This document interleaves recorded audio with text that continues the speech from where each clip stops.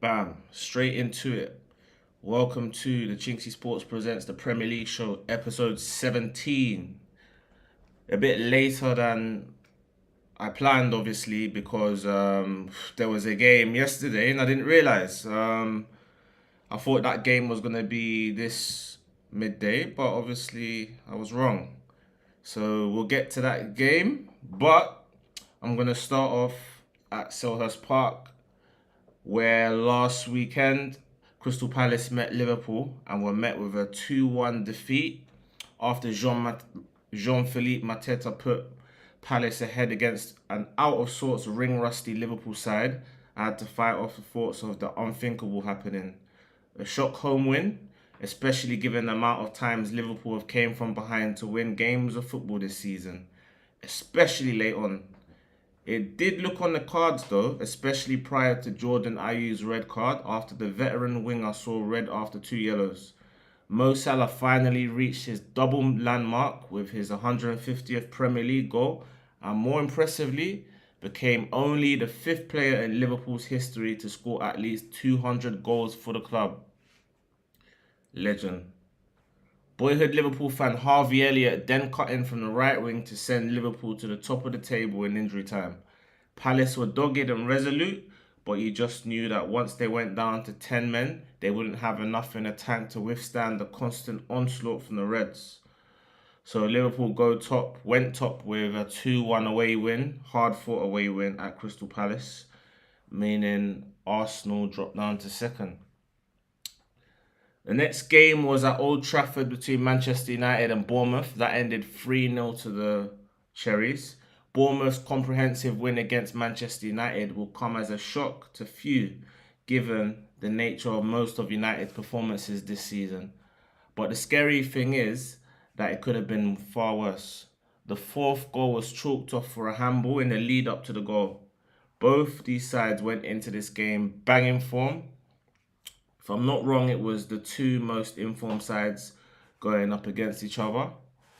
And I was pleasantly surprised when I saw Iraola play four forward-thinking players. The likes of Dominic Solanke, Antoine Semenyo, Justin Kluivert and Marcus Tavernier all started for the Cherries in a clear indication that they were looking to take the game to their opponents. And it worked. Bournemouth's blend of youthful exuberance, pace and trickery left them with the luxury of leaving Philip Billing on the bench. And when he came on, he actually got on the score sheet. I thought United would build on their impressive midweek victory over Chelsea, a game in which they totally controlled, but I was way off the mark as they were quite simply battered in this one. It looks like Ten Hag is on borrowed time and that Iraola has finally got his feet under the table, like me currently, at Bournemouth, and his ideas are finally coming to fruition. A big week for Man United comes to a resolution tomorrow at Anfield after their midweek Champions League elimination to Bayern Munich. Following that was a game at Craven Cottage between Fulham and West Ham United. London derby ended 5-0 to the Cottagers. Fulham's second 5-0 home win in 4 days. Who would have thought that, eh? After they demolished Nottingham Forest in similar fashion on Wednesday. A strange result given the fact that West Ham had just came off the back of a morale-boosting and impressive victory against Tottenham Hotspur after a superb second-half performance. As I mentioned in the last podcast, Raul Jimenez is no longer goal-shy. As the Mexican forward scores his third goal in 2 games and was joined on the score sheet by Willian, Tosin Adarabioyo, Harry Wilson and the Brazilian former Tottenham striker, Carlos Vinicius. Following that was at Bramall Lane in a game between Sheffield United and Brentford. It ended 1-0 to the home side. The Chris Wilder new manager bounce effect continued after United sealed what was only their second league win of the season. Granted, they had lost their first game under the new manager to Liverpool. You could see that the players were playing with a new lease of life and a renewed hope. Brentford's form in general has been ropey and inconsistent, hence why they find themselves in mid-table. Their away form isn't the greatest, but it will be interesting to see if back at home they can stop league giant killers Aston Villa from picking up a win tomorrow. The game at Molineux between Wolves and Nottingham Forest, the Midlands derby, ended one apiece. A result which would shock many, given the form of both sides, but one which would have done little to dispel the notion that Forest, along with Luton, Burnley, Sheffield United, and probably Everton, are involved in the relegation scrap. Nottingham Forest's perilous form this season has seen them only pick up one win from the last 12 league games, make that 13. So they will definitely see this as a point gain though. Considering how good Wolves are at home, Steve Cooper's side now face a real battle against the drop, especially as Everton are picking up wins. Right, Saturday's fixture between Brighton and Burnley ended one apiece as well. The fact that Brighton seemed to be prioritising the Europa League was further exhibited during this game as Roberto De Zerbi rung in the changes. Burnley, on the other hand, would have taken a point before the game, but having led over half an hour before Simon Adingra's late equaliser pegged them back. So Vincent Kompany, his side have picked up 4 points from a possible 9 with a win, a defeat, and this draw, meaning that, well, they've picked up a little bit of form after the international break, but however, before that, their form was abysmal. The evening kickoff was between Aston Villa and Arsenal, the 5:30 kickoff at Villa Park. It ended 1-0 to the home side. A game of what ifs for Arsenal, to sum it up. When John McGinn put Villa ahead with a 7th minute opener, it was down to the Gunners, who had a day's extra rest over Villa to break them down. Arsenal would perhaps consider the result circumstantial, similar to their only other league defeat, which was to Newcastle. They could have had a penalty, they hit the post, had a goal ruled out for handball, and missed many gilt-edged chances, with 2 of which coming from captain Martin Odegaard springing to mind. Aston Villa in the end overcame what turned out to be the sternest test of their club record 15th consecutive home league win against the last side to beat them at home in the league. Right, so Aston Villa managed to inflict Arsenal's second league defeat of the season, and consequently they went third in the league above Man City. Everton v Chelsea ended 2-0. It was a Sunday fixture at Goodison Park. A great win for Everton capped off a phenomenal week where they picked up 6 points against mid-table fodder Newcastle United and Chelsea. And if you add the previous result, which was a narrow 1-0 win against Nottingham Forest away, they have now won their last 3 results without actually conceding a goal. Chelsea, on the other hand, endured their second defeat in a week, and they're really struggling, especially after losing to Man United, who are really struggling. Following that game was the game at Kenilworth Road between Luton Town and Man City. It ended 2-1 to the wayside Man City. When Luton went ahead against the run of play just before half-time through striker Elijah Adebayo, I remembered that Luton had also been ahead against Arsenal and Liverpool, but failed to pick up the 3 points in both games.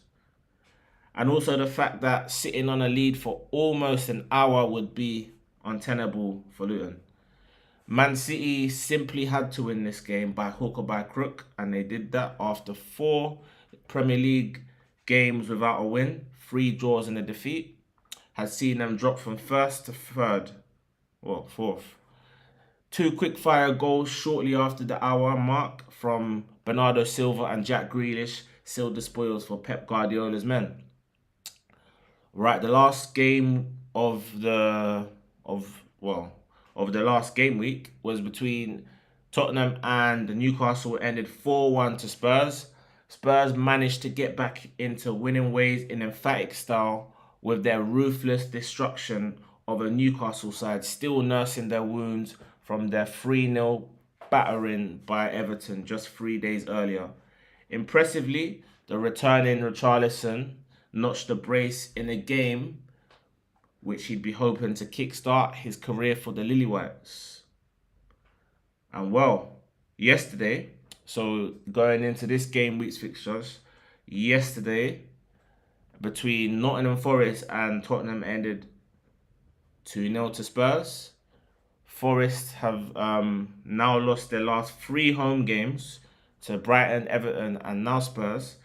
And funnily enough, the aforementioned Richarlison added to his brace last week to make it 3 goals in 4 games now for the Brazilian. And also the mask-wearing Swedish winger Dejan Kulusevski's goal to make it 2 killed the game off as a contest. Not even a red card from Yves Bissouma was going to prevent Spurs from picking up all 3 points. It now looks like the Malian midfielder will miss the next 4 games and then some because of the African Nations Cup in January.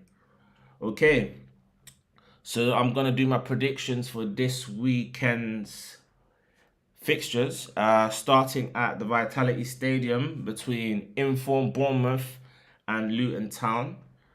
My prediction is 3-0 to Bournemouth. Bournemouth are now the informed team in the league.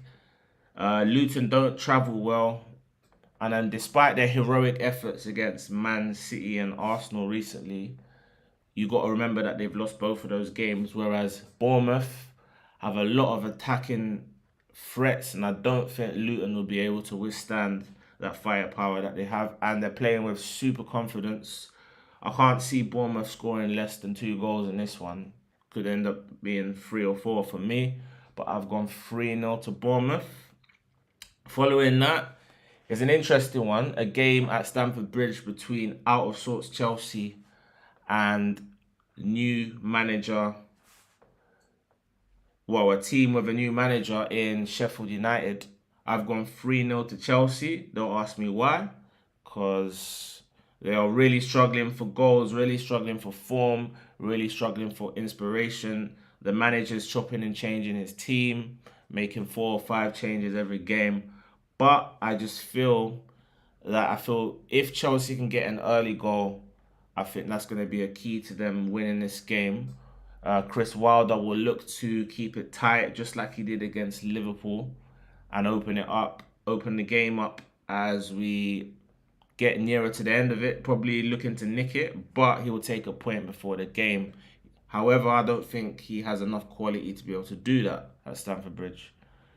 Following that is the game at the Etihad Stadium between Man City and injury-ravaged Crystal Palace. I've gone 3-0 again. This time to Man City. Maybe you can say they're probably going to start picking up form now after a tetchy recent record where they didn't win for 4 league games. They've now won their last 2, if you want to include the midweek Champions League fixture against the Red Star Belgrade, where they fielded some young players there.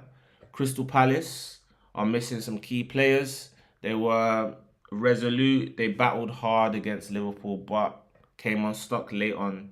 However, here, I don't think they're going to have enough.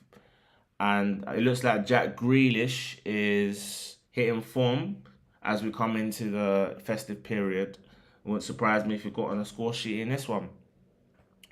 Next game at St James's Park is an interesting one because Newcastle United are, how can I put this? They're in terrible form. They've crashed out of the Champions League this week, finishing 4th. So they didn't even get a Europa League consolation. And they've lost heavily in the last 2 games.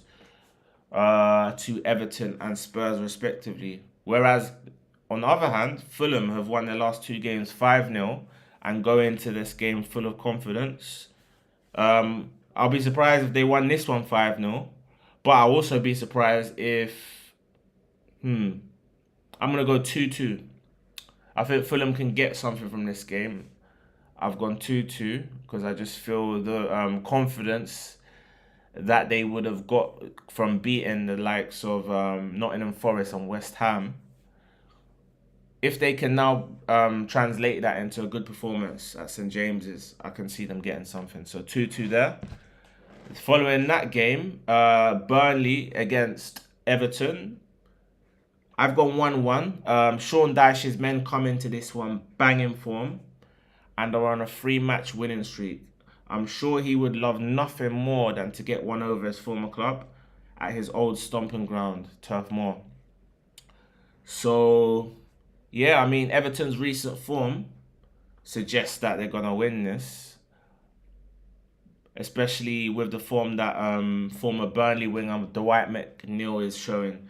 Abdoulaye Doucouré is reveling in that withdrawn striker role, and I expect him to probably have a major say in the result. 1-1. Next game is at the London Stadium between West Ham and Wolves. I've gone for a 2-1 West Ham win. Don't ask me why.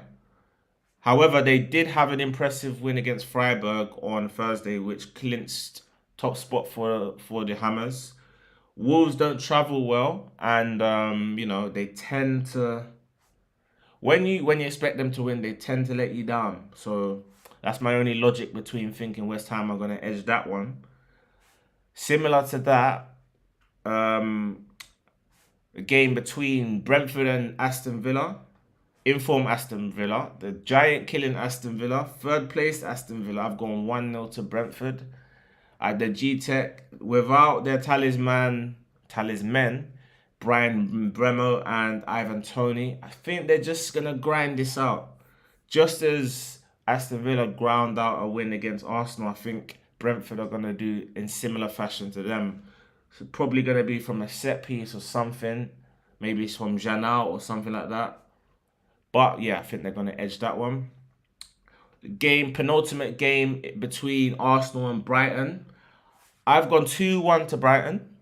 Even though Brighton have won their last 3 games at the Emirates and are clearly their bogey side, I think their injury record of recent has been really bad. And obviously, the manager's been chopping and changing. They did have an important win against Marseille after a late winner from João Pedro meant that they finished top in their group. But I think that's probably going to be the reason why I think they lose that, because I think the manager is going to chop and change, going to rotate, bring in players from the cold, whereas Arsenal at home and, you could argue it's a must-win game for them going into next week's mouth-watering tie against Liverpool. And on the subject of Liverpool, they close off this weekend's fixtures after they face Manchester United at Anfield. I've gone 3-0 to Liverpool. Everyone's obviously expecting a Liverpool annihilation of Man United, especially given United's woes this season. They crashed out of the Champions League stage on Tuesday with a whimper against Bayern Munich, finishing bottom to add insult to injury. However, they'll be without their talisman Bruno Fernandes going into their game against their arch rivals, whereas Liverpool know a win will guarantee them top spot going into next weekend's clash with Arsenal, a team that they failed to beat once last season. However, the two sides trade off 3 times in the next month and a half.